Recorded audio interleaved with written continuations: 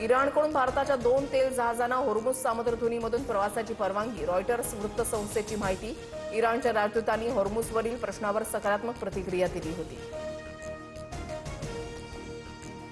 मुंबईतील वरळीमध्ये गॅस सिलेंडरचा काळाबाजार उघड. शिधावाटप विभागाच्या धाडीमध्ये अवैध विक्री करणाऱ्या टोळीचा पर्दाफाश. गोपनीय माहितीच्या आधारे कारवाई. भंडाऱ्यात गॅस सिलेंडरची साठेबाजी उघड. राजीव गांधी चौक आणि दौडी पारमध्ये विशेष मोहीम. बेकायदेशीर 37 सिलेंडरचा साठा प्रशासनाकडून जप्त. राज्यभरात गॅस सिलेंडर मिळवण्यासाठी ग्राहकांच्या लांबच लांब रांगा. काही ठिकाणी अॅप चालत नसल्यानं गॅस एजन्सी बाहेर नागरिकांची झुंबड. रिकाम्या टाक्या घेऊन नागरिक तासनतास वेटिंगवर. मुंबईतील सीएसएमटीच्या बाहेरील खाऊ गल्लीमध्ये खवय्यांचे हाल. गॅस अभावी शेगडीवर जेवण बनवण्याची दुकानदारांवर वेळ. प्रशासन दुर्लक्ष करत असल्यानं दुकानदारांकडून खंत व्यक्त.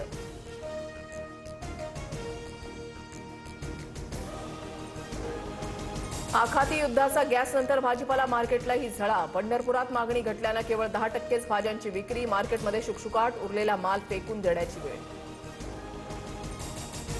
मुंबईमध्ये गॅस कनेक्शन कापण्याच्या भीतीनं सायबर भामट्यांचा धुमाकूळ. 4 दिवसांमध्ये 26,42,000ची फसवणूक. नागरिकांनी संशयास्पद फोन कॉल्सपासून सावध राहून कोणतीही क्लिक करू नये. सायबर पोलिसांचं आवाहन. साताऱ्याच्या पिंपळोशी गावाचा सुपुत्र बाळकृष्ण निकम अजरामर. चीन सीमेवर ऑपरेशन स्नो लेपर्ड दरम्यान कर्तव्य बजावताना वीरमरण.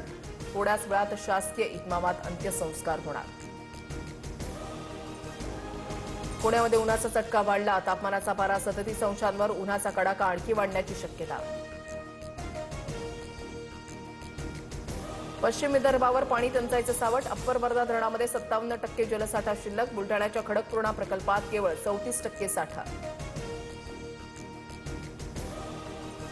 ठाण्याच्या हवा प्रदूषणामध्ये मोठी वाढ. शहरामध्ये 25हून अधिक प्रदूषण हॉटस्पॉट.